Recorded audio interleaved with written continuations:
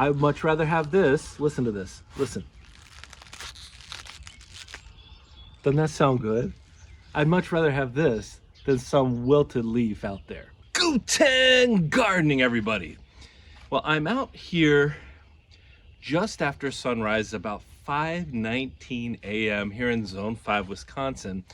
And I'm using this time to harvest some of my leafy greens. Now, the topic of this video is something that I'm sure you've probably considered before, but I don't know if you know the why. And so I did a little bit of research into why vegetables often, especially our leafy greens, taste better when they're harvested in the morning. So if this is something that you've considered, or you've thought a little bit about the wilting process of vegetables as you go around your garden and you see them wilted throughout the day and then recovered in the morning, I'm going to talk a little bit about that today so you can have a clearer understanding. Now, before I go into any kind of explanation as to why this process happens or what's happening here, I'm going to show you some kale plants that I recorded yesterday in the heat of the day, and then we're going to take a look at those same plants this morning. Now, even though we've had multiple days of rain here, you can actually see just how wet the soil is in here. I'm going to use this as an example. I'm going to film this part right now. It's about 2:30 p.m. on a pretty hot day. It's actually not too sunny until maybe around 11 o'clock, but the last 3 hours have been crazy sunny. You can see this is our red Russian kale. Look at how wilted this kale is right now. Now, since yesterday at around 2 o'clock, 2:30, whenever I came out and I was videoing these exact same plants, this exact same kale, there has been no additional rain, although there's a little bit of moisture, a little bit of dew on the ground, and you can see the difference just from overnight, the crispness, the turgidity of these plants. They are firm, they are solid, they are nice and crispy, whereas yesterday midday they certainly weren't. Now, that's a pretty substantial difference from the heat of the midday until the next morning when the plant has really firmed back up. Now, I'm going to introduce a couple of terms here, some of which I'm sure you remember from high school biology, but I was really interested in understanding how a plant can go from looking like it is essentially going to die completely to looking so refreshed in the morning. So we understand that plants grow through photosynthesis, and I think if you remember that from high school biology, you probably remember some of what that process looks like. Now, I Googled around for a layman's terms version of what photosynthesis looks like, just to try to make it as simple as possible. But basically, for a plant to grow, there's the necessity of water, sunlight, and carbon dioxide, which results in the creation of sugars, glucose, that allows our plant to go through the process of photosynthesis and create all these beautiful snap peas, for example. You see how firm and crisp this snap pea is? Oh, let's take a look at the inside of this. These are going to be so good. Well, just as I suspected, these are delicious. So why then, at that process of photosynthesis, why then are plants firmest, crispest, and sweetest often, especially our leafy greens, first thing in the morning?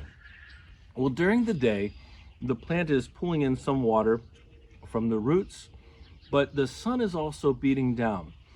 And the plant uses something called turgor pressure, which is the force of the water pushing out against the cell walls in our plants, which creates this state of turgidity, or meaning that like the firmness of a plant. So if you see a plant first thing in the morning and every part of it is nice and firm, and you break off a little piece, here, let's do that right now. Here in my back area where I have a bunch of different types of kale growing, this is my back garden space. Let's just come over here and grab one of these and listen.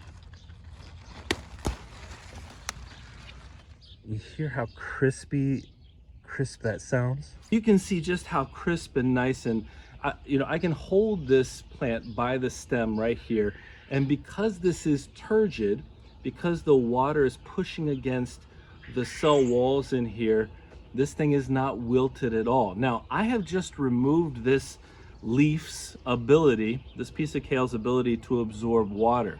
So what that means is if I don't take this inside, get it out of the heat, then what's going to happen is the water loss will happen pretty quickly, and this will start to wilt. Now, think about that for the middle of the day. And I think this all starts to make sense. So what happens is, in the process of photosynthesis, the sun is beating down and the stomata open up inside of this leaf, and it starts to let out some of the water. So that's called transpiration.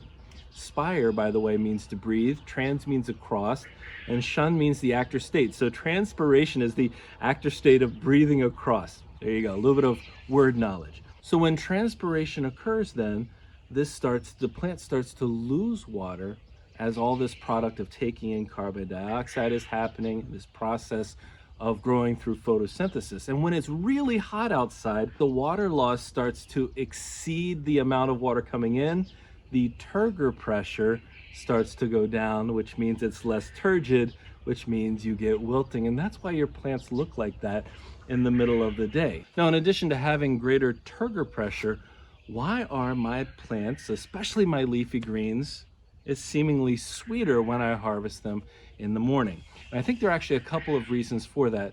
And one of them is kind of interesting to me. It's a brand new bit of terminology for me. And that is that these plants create primary metabolites like sugar, for example, as a part of the process of photosynthesis. But whenever they're stressed, they can also begin to produce secondary metabolites. And these secondary metabolites are not used for the purposes of helping the plant to grow, but rather sometimes as defense mechanisms. There's any number of reasons why they exist, but they can include things like alkaloids, among other things, that create a bitter or more bitter taste. So that's kind of interesting. So if it's the middle of the day and that plant is feeling heat pressure, it's possible that you're seeing the creation of those secondary metabolites, which are going to create less of a sweet taste, more of a bitterish taste. But also, when the plant is going through the process of photosynthesis and is creating the sugars, the glucose, it stores some of those sugars as starch.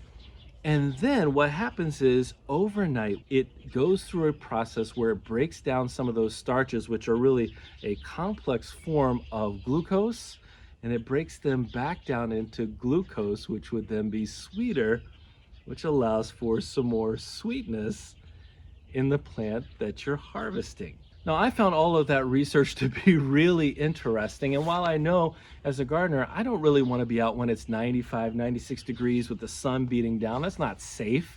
And also, it's not exactly comfortable. I also can kind of tell, and I think we can all kind of tell, that when a plant looks so pitiful because it's broken down, and we go out and we try to harvest some of it, and I'm keeping this particular leaf around during the recording of this video so you can see, it's still maintaining its turgid state. But if we see a plant that's already wilted and we try to harvest off of it, I think we already kind of intuitively know that that's probably not going to taste as good as one of these fresh, crisp leaves. And again, this is particularly today, I'm talking about our leafy greens, but I wanted to give some more reason behind that, why it is that harvesting in the morning, beyond just beating the beating sun, beating the beating sun, but why that would be. And understanding a little bit more about photosynthesis, understanding more about turgor pressure and the way in which the plant is processing the sugars, etc., makes so much sense to me. So I wanted to share that with you. I would much rather have this than I would a wilted leaf any day. Now, I have the opportunity to take this inside and get it stored right away. And actually, what I do with a lot of my kale, because we have so much kale growing, I'm actually going to come through, I'm going to pull out the stem, and I'm going to take this, I'm going to chop it up, and I'm going to freeze this bit of kale along with some of the other kale. Kale is something we use in a lot of our smoothies, and so, I'd much rather have this. Listen to this. Listen. Doesn't that sound good?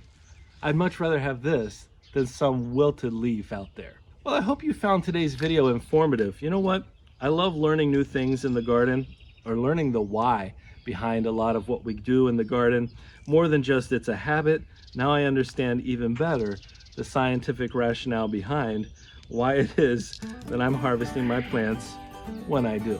Hey, I hope you enjoyed today's video, and if you did, don't forget to give us a like, leave us a comment, remember to share and subscribe, and most importantly, remember, when you're with us, you are good to grow.